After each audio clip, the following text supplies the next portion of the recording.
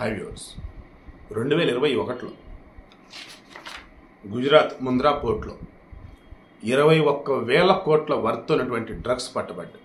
ఆ పోర్ట్లో container ఎక్కడవి drugs ఏంట్రా బాబు అని చెప్పి చూస్తే టాల్కమ్ పౌడర్ అని పేరు చెప్పి అది ఆర్డర్ చేసింది ఎవరు ఏంటి అన్నప్పుడు విజయవాడ చెందినప్పుడు రోహిత్. ఇతను వైసీపీ బెనామీ అని చెప్పేసప్పుడులో వార్తలు వచ్చినాయి.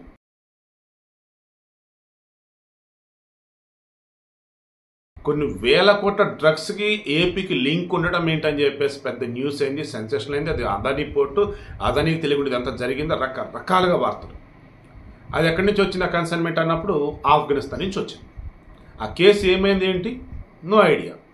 ఇప్పుడు అగైన్ ఏపీకి లింక్ అంటూ లింక్ ఏంటి నాకు బాగుందా డైరెక్ట్గా వైజాగ్లో దొరికితే వైజాగ్లో కంటైనర్ టెర్మినల్లో ocean network express LB 224348 sealed కంటైనర్లో డ్రగ్స్ ఉన్నట్టుగా మాకు అనుమానం ఉంది అంటూ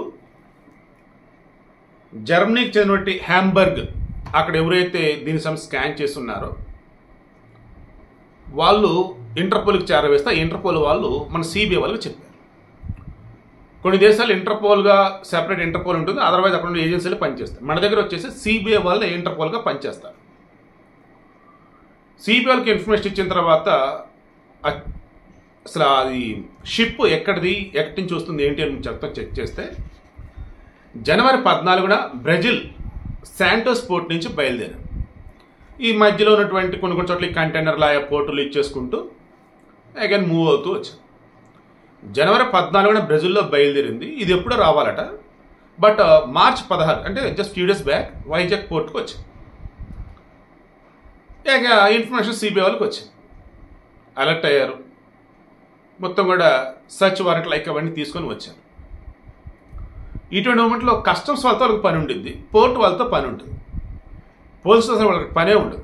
కానీ వైజాగ్లో మొన్న వాళ్ళు వచ్చి చెకింగ్ చేస్తున్న మూమెంట్లో పోలీసులు వచ్చి అడ్డుకున్నారని చెప్పేసి వాళ్ళు FIRలో మెన్షన్ చేశారు. కొద్దిసేపటి క్రితం వైజాగ్ CP రవిశంకర్ ఏమన్నారు, మేము వాళ్ళకి కోఆపరేట్ చేసాం, మేము ఎక్కడ అడ్డుపడ్డాం, అసలు మా వాళ్ళు ఎందుకు లేట్ అయింది, FIR అసలు ఎందుకు అలా నోట్ చేస్తున్నారు, అదే టెక్నికల్ వర్డ్స్ అంటే వచ్చి వాళ్ళని అడగండి, మేమైతే కోఆపరేట్ చేసాం. వాస్తవానికి వైజాగ్ కంటైనర్ టెర్మినల్ అన్నది ఎక్కడైతే ఉన్నదో అది మా వైజాగ్ పోలీస్ కమిషనర్ పరిధిలోకి రాదు. అది కస్టమ్స్ SP వచ్చేసి నన్ను రమ్మనంటే నేను వెళ్ళాను. ఇక డాగ్ స్క్వాడ్ కావాలంటే CBI వాళ్ళు అడిగితే మేము పంపించున్నాం, జరిగింది ఇది, ఇందులో మేము ఇంకెక్కడ వాళ్ళకి ఇబ్బంది కలిగించాం, మరి వాళ్ళు ఎందుకు అన్నారంటే మాకు తెలియదు అన్నారు. తర్వాత ఇది ఎవరి పేరు మీద వచ్చింది ఇక్కడికి ఏంటి అన్నప్పుడు సంజా ఆక్వా ఎక్స్పోర్ట్స్ లిమిటెడ్. ఇది వచ్చేసి ఉన్నది కాకినాడ జిల్లా కొత్తపల్లి మండలం మూలపేట దగ్గర ఉంది. వీళ్ళు వచ్చేసి చేపలకి రొయ్యలకి సంబంధించి మేత తయారు చేయడానికి గాను ఒక ప్లాంట్ దాంట్లో రెడీ చేసుకున్నారు. దానికి గాను వీళ్ళకి కావాల్సిన రా మెటీరియల్ ఏంటి అన్నప్పుడు డ్రై ఈస్ట్. దానిని వీళ్ళు CBIలో ఏమని మెన్షన్ చేస్తారంటే ఇన్యాక్టివ్ డ్రై ఈస్ట్ అని మెన్షన్ చేస్తే అని వీళ్ళు ఆర్డర్ ఇస్తే వచ్చినది ఏంటి అన్నప్పుడు ఒక్కొక్క బ్యాగులో 25 కేజీల వర్తున్న మెటీరియల్ ఉంది. అలా 1000 బ్యాగులు ఉన్నాయి అంటే అప్పుడు ఎంత 25,000 కేజీలు. అందులో ఉంది డ్రై ఈస్టా లేదా ఇంకా డ్రగ్సా అన్నప్పుడు మేము మొత్తం 49 శాంపిల్స్ కలెక్ట్ చేసాం. అందులో 27 నమూనాల నుంచి మాకు ల్యాబ్ రిపోర్ట్ ఏమొచ్చిందంటే నల్లమందు, morphine, cocaine, heroin, amphetamine, mescaline ఇవన్నీ కూడా నిషేధ డ్రగ్సే. ఆ తర్వాత మరలా ఇంకో 20 శాంపిల్స్ కొకైన్ అండ్ మెథాక్విలోన్ వచ్చింది. ఇవన్నీ కూడా డ్రగ్సే. అవి కూడా ఏంటి as per narcotic drugs and psychotropic substances act 1985 దాని ప్రకారం నిషేధిత డ్రగ్స్ ఇవి కానీ ఎక్కడ దొరికినా ఎవరైనా సప్లై చేస్తున్నా వాళ్ళ మీద కేసు తీసుకొని జైల్లో వేయాలి. బ్రెజిల్లో స్టార్ట్ అయింది, జర్మనీలో దానికి సంబంధించి లీడ్ దొరికింది, వాళ్ళు మన వాళ్ళకి చెప్పున్నారు. మనోళ్ళు వచ్చేసి షిప్ ఎప్పుడు వచ్చింది ఏంటంటే మన మార్చ్ 16న వచ్చింది. షిప్ వచ్చేసి చైనాది, కంటైనర్ టెర్మినల్ కంటైనర్ దించేసింది, అక్కడి నుంచి తమిళనాడు ఉంటే కట్టుపల్లికి వెళ్ళిపోయింది. సో ఇప్పుడేంటి ఈ షిప్లో ఉన్నటువంటి మెటీరియల్ని వేరే పేర్లతో ఎటున్నా డిస్పాచ్ కనుక చేసేసినట్టయితే ఖతం డ్రగ్స్ మొత్తం ఏపీ అంతా వ్యాపించేది. అలా కాకుండా ఇప్పుడు సిబిఐలు వచ్చేసి మొత్తం పట్టుకొని సీజ్ చేసిన తర్వాత ఈ సంజయ్ ఆక్వా ఎవరైతే ఉన్నారో దానికి సంబంధించినటువంటి వాళ్ళు ఎవరైతే ఉన్నారో కోనం హరికృష్ణ ఆయనని కానీ ఈ సంజయ్ ఆక్వా ప్రతినిధులు ఎవరైతే ఉన్నారో గిరిధర్ కావచ్చు, శ్రీనివాస కృష్ణమాచార్య, శ్రీకాంత్ కావచ్చు, వీళ్ళంతా అడుగుతుంటే ఏమన్నారంటే సరే ఇది ఫస్ట్ టైం అసలు ఆర్డర్ ఇవ్వటం కూడా కొంతమంది తెలిసిన వాళ్ళు ఏం చెప్పున్నారంటే యూరోప్ కన్నా మీకు బ్రెజిల్ నుంచి ఆర్డర్ తెప్పించుకోండి బాగుండిద్ది అన్నారు మెటీరియల్, అది కూడా ఈ ఐసీసీ కంపెనీ అన్నారు. మేము ఆర్డర్ ఇచ్చిన ఇదే సార్ జరిగింది, ఫస్ట్ టైం ఇదే రావటం, మేము ఆర్డర్ కూడా ఇప్పుడే. మరి వాళ్ళలో పంపితే ఒక రకం మేము నష్టపోవటమే కదా, మేము కేసు ఇరుక్కోవటమే కదా. మీరు వచ్చారు, చూశారు, చెక్ చేశారు, నెక్స్ట్ ఏం చేద్దాం మీరు చెప్పండి, చేద్దాం, మేము కోఆపరేట్ చేస్తామని చెప్పేసి వాళ్ళు అన్నారు. ఆల్రెడీ సంజయ్ ఆక్వా పరిశ్రమ దగ్గరికి వెళ్ళి అక్కడ పనిచేస్తున్న వాళ్ళని కూడా క్వశ్చన్ చేస్తున్నారు. అక్కడ మొత్తం సిబిఐ ఎంక్వైరీ చేసే సోదాలు చేస్తున్నారు. ఈ సంజయ్ ఆక్వా సంస్థ డైరెక్టర్ ఎవరైతే అతని ప్రకాశం జిల్లా ఈద్మూడి. ఇతనికి సంబంధించి ఏమో వైసీపీకి లింకులు ఉన్నాయి. వైసీపీకి సంబంధించి 50 లక్షలు వచ్చేసి మన కరోనా సమయంలో వీళ్ళు సీఎంఆర్ఎఫ్ ఫండ్ ఇచ్చున్నారు. అండ్ పండుగలు పబ్బాలప్పుడు వైసీపీ వాళ్ళ బొమ్మలతో బ్యానర్లు వీళ్ళు వేస్తూ ఉంటారు, వీళ్ళు వెనక వైసీపీ వాళ్ళు.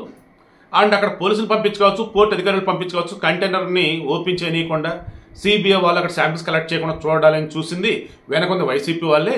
మేబీ వైసీపీ వెనక డ్రగ్ బ్యాచ్ ఉండొచ్చు, లేదంటే వీళ్ళు కూడా కలిసి ఉండొచ్చు, అంతా ఒకటే బాబు అని చెప్పేసి ఇప్పుడు టీడీపీ వాళ్ళు కానీ, జనసేన వాళ్ళు కానీ, బీజేపీలు కానీ అంటా ఉన్నారు.